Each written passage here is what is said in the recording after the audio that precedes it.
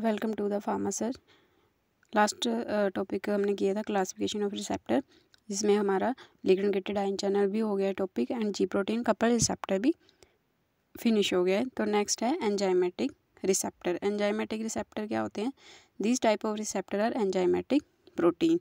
ठीक है, ये जो एंजाइमेटिक रिसेप्टर हैं ये क्या नेचर कैसा होता है इनका? एंजाइमेटिक प्रोटीन टाइप होते हैं। The ligand binding site located on the outer of the membrane. ठीक है, एक बार इसकी स्ट्रक्चर देख लेते हैं एंजाइमेटिक प्रोटीन की। जो इसकी लिगेंड बाइंडिंग साइट है, ठीक है, ligand binding site out of the cell है, एक्स्ट्रा सेलुलर में होती है। एंड जो कैटालिटिक साइट है या फिर एंजाइमेटिक साइट है, ठीक है, जहाँ पे जो आपके एंजाइम होंगे, एंजाइमेटिक साइट होती है इंटरसेलुलर स्पेस में। ओके, तो ड्रग बाइंडिंग साइट एंड जो आपकी कैटालिटिक साइट है या एंजाइमेटिक साइट है वो आपस में ज्वाइन हुई होती है थ्रू ट्रांसमेम्ब्रेन पेप्टाइड चेन। ठीक है, पेप्टाइड चेन इन दोनों को ज्वाइन करके रखती है। अब इसमें होता क्या है? एंजाइमेटिक रिसेप्टर में the peptide hormone attach to the drug ligand binding site. ठीक है, जो हार्मोन्स है, जब ग्रोथ हार्मोन्स हो गए आपके, इंसुलिन हो गया, ठीक है, ये हार्मोन्स है यहाँ पे आके आपके लिगेंड बाइंडिंग साइट पे अटैच हो जाते हैं। ठीक है, अटैच होने के बाद ये जो एंजाइमेटिक साइट है यहाँ पे कन्फर्मेशनल चेंजेस होते हैं। कन्फर्मेशन चेंजेस होने के बाद यहाँ पे फॉस्फेट मॉलिक्यूल ऐड होता है। ठीक है, फॉस्फेट मॉलिक्यूल ऐड होने के बाद ये दोनों आपस में ज्वाइन हो जाएंगे, इनकी कन्फर्मेशन चेंज हो जाएगी। फॉस्फेट मॉलिक्यूल ऐड होने के बाद ऑटोफॉस्फोराइलेशन होती है। ठीक है, ऑटोफॉस्फोराइलेशन क्या करता है? आगे फॉस्फोराइलेशन। फॉस्फोराइलेशन होने के बाद जो आपको रिस्पॉन्स चाहिए होता है वो स्टार्ट हो जाता है। ओके, तो ये इसका वर्किंग का है कि एंजाइमेटिक रिसेप्टर कैसे काम करता है। नेक्स्ट हम इसकी थ्योरी में देख लेते हैं। Catalytic site lie on the inner face of the membrane. ठीक है, जो आपकी कैटालिटिक साइट है, स्ट्रक्चर में देखा है आपने एंजाइमेटिक साइट, वो इनर मेम्ब्रेन के इनर साइड है। And the inner and outer side inner connected through a single transmembrane chain. और जो आपकी ligand binding site and the catalytic site join through transmembrane peptide chain. The enzyme in most cases is a tyrosine protein kinase.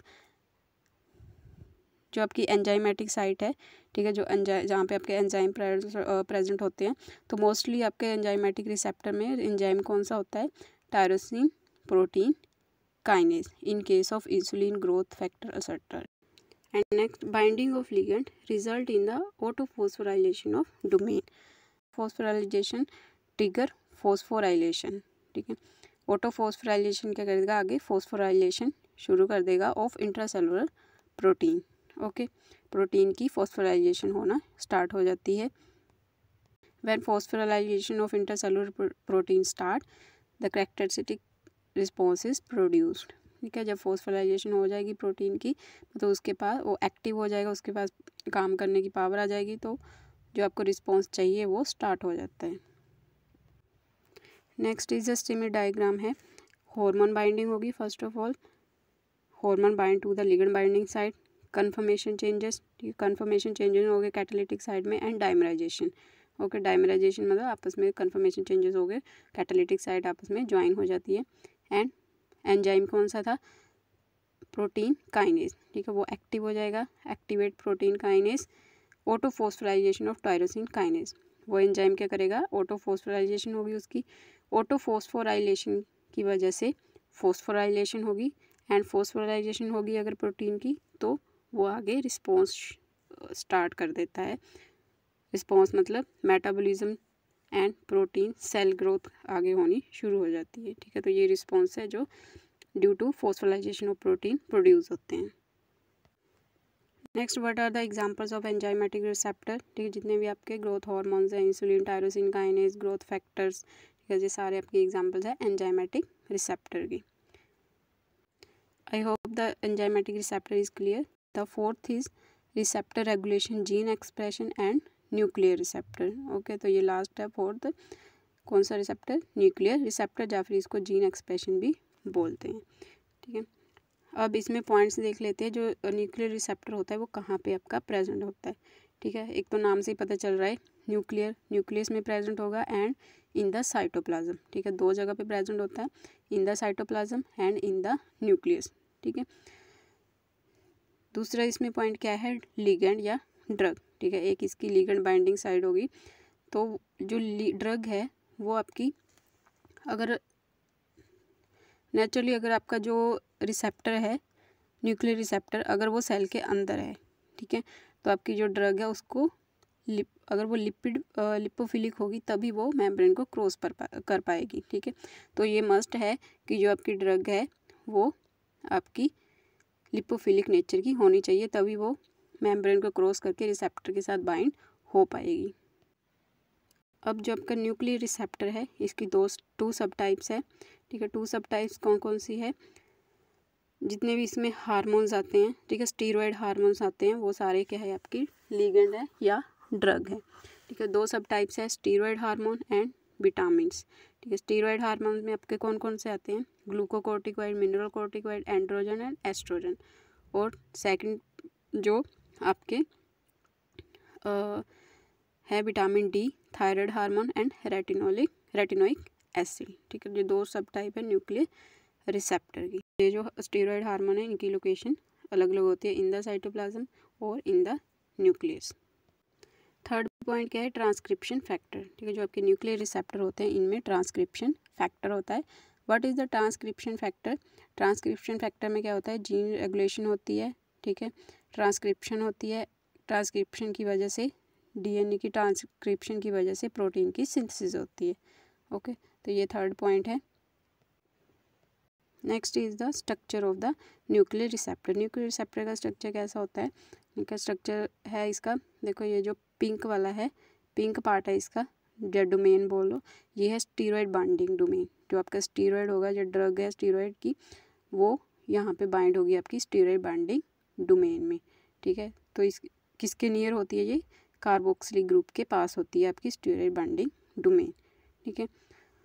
तो DNA binding next जो yellow part है वो होगा आपका middle में डीएनए बाइंडिंग डोमेन, ठीक है। इसी डीएनए बाइंडिंग साइट पे क्या होती है, जिंक फिंगर्स। जिंक फिंगर्स किसकी बनी होती है, amino acid with zinc ions, ठीक है। तो ये होती है जिंक फिंगर्स, इनका काम क्या है, डीएनए के साथ अटैच होना, ठीक है। अब जो लास्ट पार्ट है न्यूक्लियर रिसेप्टर का, इसके लास्ट में अमीनो ग्रुप है, अमीनो ग्रुप के पास ही आपकी जो प्रोटीन्स है वो अटैच होती है, ठीक है। प्रोटीन कौन सी अटैच होती है, HSP7, हीट शॉक प्रोटीन बोलते हैं इसको, हीट शॉक प्रोटीन 70, ठीक है।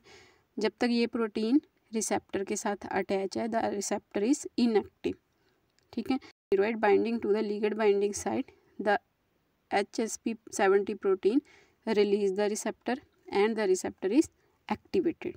तो ये है इसका स्ट्रक्चर। आगे इसके पॉइंट्स लिखे हुए हैं, in the structure of nuclear receptor the one is steroid binding site near the carboxy terminal, okay. Structure में क्या है, one is the steroid binding site है कार्बोक्सी ग्रुप के near, DNA binding domain, next is the DNA binding domain and third one is the protein binding domain. In the DNA binding domain, the zinc finger is present, which are made up of amino acid loop with related zinc ions. In the protein binding domain, the protein HSP70 heat shock protein is attached. Okay, this is clear in the structure. Next is the working. The receptor, how it is work, ठीक है, how it is activated and what is how it is synthesis of, how it is in helping the synthesis of protein. In the structure, when steroid drug bind to the steroid binding site, the HSP protein separate from the receptor, release from the receptor and the receptor is activated, okay. After activation, the dimerization occurs. This dimerization, this pair of receptor enter into the nucleus, ठीक है। The dimerization and the receptor is present in the cytoplasm. After dimerization, the pair enter into the nucleus and the zinc finger bind to the gene, and this binding is called HRE factor, okay. After binding to the gene, the transcription occurs. After transcription, the mRNA is produced. mRNA enter into the ribosome and the protein synthesis is occur, ठीक है। After protein synthesis, the cell function is modified, okay, the changes in the cell function, and this is the working of the nuclear receptor. I hope this is clear how the nuclear receptor act. Next, the theory part is the glucocorticoid penetrate the cell membrane and bind to the glucocorticoid receptor. For example हमने glucocorticoid hormone लिया है, ये क्या करता है, glucocorticoid penetrate the cell membrane, ठीक है, क्योंकि ये क्या है, लिपोफिलिक है, पेनिट्रेट करेगा, सेल मेम्ब्रेन को क्रॉस कर जाएगा and bind to the glucocorticoid receptor, bind हो जाएगा रिसेप्टर के साथ. Binding of steroid to glucocorticoid receptor dissociate the complex protein. Due to this their inhibitory action is removed. The steroid binding domain is exposed and dimerization of two receptor occurs. After that steroid binding domain क्या है, exposed हो जाएगी and dimerization of two receptor occur. The steroid bound receptor dimer translocate to the nucleus. After this the dimer pair of receptor enter into the nucleus and interact with the specific DNA sequence. ठीक है, specific DNA की कोई भी site होगी, sequence होगा, उस पे जाके वो पेयर अटैच हो जाएगा, जिसको बोलते हैं सीक्वेंस को glucocorticoid responsive element GRE. Okay, the expression of these gene is consequently alter resulting in the promotion of their transcription.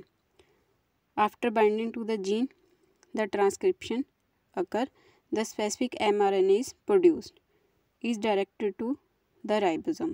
After mRNA produced, mRNA is enter into the ribosome where the message is translated into a specific pattern of protein synthesis. ठीक है, in the ribosome the protein synthesis occur which modify cell function. Thank you for watching.